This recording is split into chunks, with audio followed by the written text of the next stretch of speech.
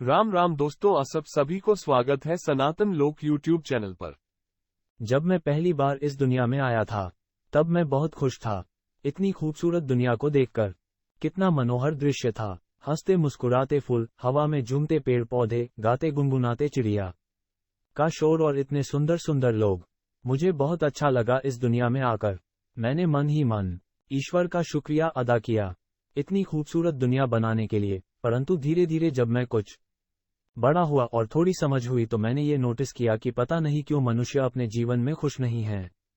मैंने देखा कुछ लोग चिंता में डूबे हुए थे, कुछ लोग गम के मारे लग रहे थे, कुछ लोग दुख में आंसू बहाते हुए दिखाई दिए।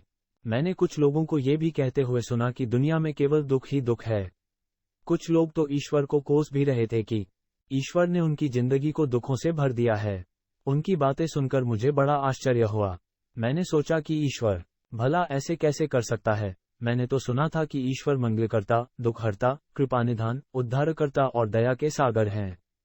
फिर इतना सुंदर मनुष्य बनाकर उन्हें इतना पीड़ा, इतना दुख देना, ये तो कोई दया की बात नहीं हुई। मैंने तो सुना था कि ईश्वर बड़े महान और महाज्ञानी है। फिर इतना सुंदर संसार बनाकर उसे दुखों से भर देना, ये तो कोई बुद्धिमानी की बात नहीं हुई। लोगों का दुख देखकर मैं हमेशा यही बातें सोचा करता था।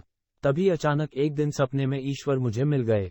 मैंने ईश्वर से शिकायत की, उनसे पूछा कि आपने इतनी सुंदर दुनिया बनाई है, मनुष्यों को इतना शानदार जीवन दिया है, फिर आप इन बेचारे मनुष्यों को इतना दुख क्यों दे रहे हैं। ईश्वर चौंकते हुए बोले, तुमसे किसने कहा कि मनुष्य को मैं दुख देता हूँ?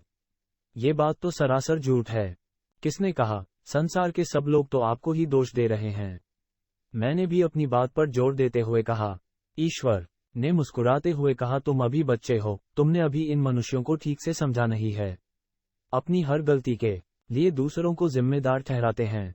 जाओ अभी संसार से कुछ सीखो, जीवन को गहराई से समझो। धीरे धीरे तुम्हें सब कुछ समझ में आ जाएगा। तभी से मैंने दुनिया से सीखना शुरू कर दिया, जीवन को समझना शुरू कर दिया। क्योंकि लोगों का दुख देखकर मुझे भी दुख होता था, इसलिए मुझे किसी भी हाल में इस प्रश्न का उत्तर ढूंढना था कि मनुष्य के जीवन में इतना दुख क्यों है, आखिर मनुष्य इतना दुखी क्यों है। मैंने इस प्रश्न का उत्तर ढूंढने के लिए अपने दुखों को भी गहराई से विश्लेषण किया, अपने आसपास के दूसरे मनुष्य के दुखों पर भी काफी रिसर्च किया। और आज जब मैं जीवन को काफी हद तक समझ गया हूं तो मुझे अपने प्रश्न का उत्तर मिल गया है। अब मैं जान गया हूं कि जीवन में दुख नाम की कोई चीज नहीं है। जीवन तो बहुत ही शानदार घटना है। दुख तो मनुष्य अपने लिए स्वयं पैदा करता है। आप लोग इस बात पर यकीन नहीं करेंगे, क्योंकि कुछ सालों पहले मैं भी आपकी तरह ही सोचता था। आपकी तरह मैं भी सोचता था कि मेरे जीवन में केवल दुख ही दुख है। कभी गरीबी का दुख, कभी दिल के टूटने का दुख, कभी असफलता का दुख, तो कभी किसी अपनों को खोने का दुख। परंतु कितना दुख झेलने के बाद भी मुझे ईश्वर पर पूरा विश्वास था कि वे कभी किसी को दुख नहीं दे सकते। ईश्वर के ऊपर मेरे इस अखंड विश्वास का कारण यह है कि मैं अपने कुदरती स्वभाव से ही धार्मिक आध्यात्मिक स्वभाव का व्यक्ति हूँ। जीवन के हर कठिन मोड़ पर ईश्वरीय शक्ति ने मुझे सहारा दिया है। मुझे हर पल अपने अंदर ईश्वर के होने का एहसास होता रहा है। लेकिन आप यह मत समझना कि मेरे विचार ईश्वर पर मेरी आस्था से अभिप्रेरित है। मैंने खुद के ऊपर काफी प्रयोग भी किए हैं।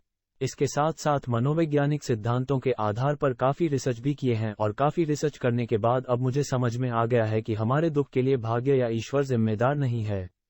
हम खुद ही अपने लिए सुख या दुख चुनते हैं।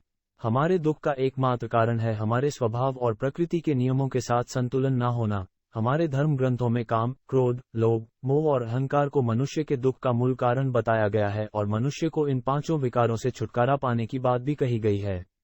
लेकिन मैं इनसे छुटकारा पाने की बात नहीं करूंगा, क्योंकि मुझे पता है कि आज के समय में इन पांचों विकारों से परे होना किसी भी मनुष्य के लिए लगभग असंभव बात है। इसलिए आज मैं बात करूंगा हमारे जीवन और प्रकृति के बीच संतुलन की।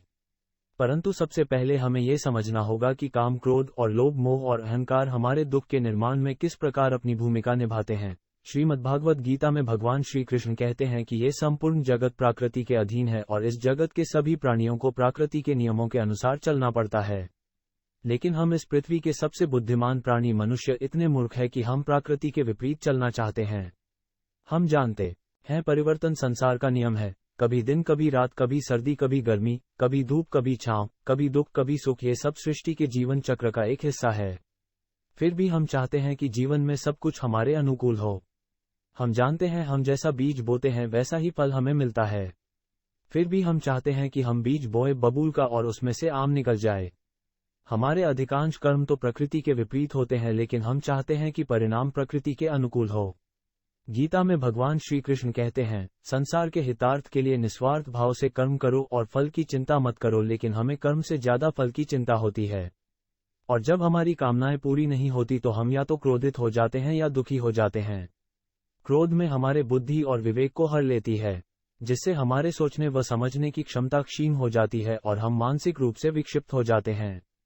तत्पश्चात एक विक्षिप्त मानसिकता वाला मनुष्य मन, कर्म और वचन से जो भी करता है वह उसके दुख को और भी ज्यादा बढ़ाने वाला होता है।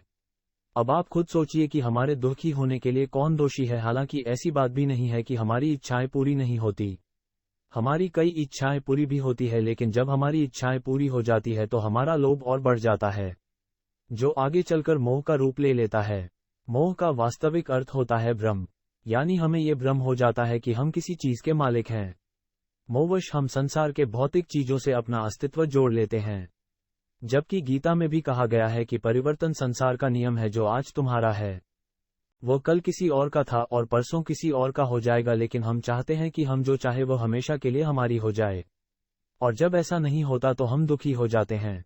भ्रम से याद आया कि हमारा सबसे बड़ा भ्रम तो हमारा अहंकार है, जो आजकल हमारे दुखों का सबसे बड़ा कारण बन गया है। अहंकार में हम अपने अस्तित्व को सृष्टि के मूल प्रकृति से तोड़ लेते हैं।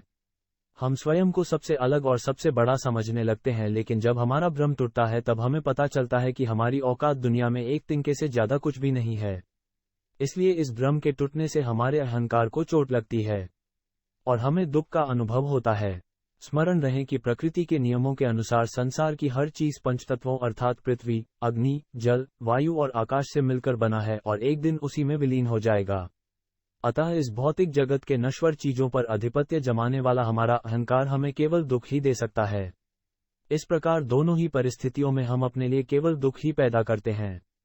हालांकि ये दुख भी कोई स्थायी दुख नहीं होता, यह मात्र एक नकारात्मक विचार होता है जिसे हम चाहे तो सकारात्मक विचार में बदल सकते हैं। परंतु हम दुख के असली कारण को समझने के बजाय यहाँ भी एक भ्रम पाल लेते हैं कि ये दुख मेरा है। इसलिए फिर हम दुख को पकड़ कर बैठ जाते हैं और दुख हमारा स्वभाव बन जाता है।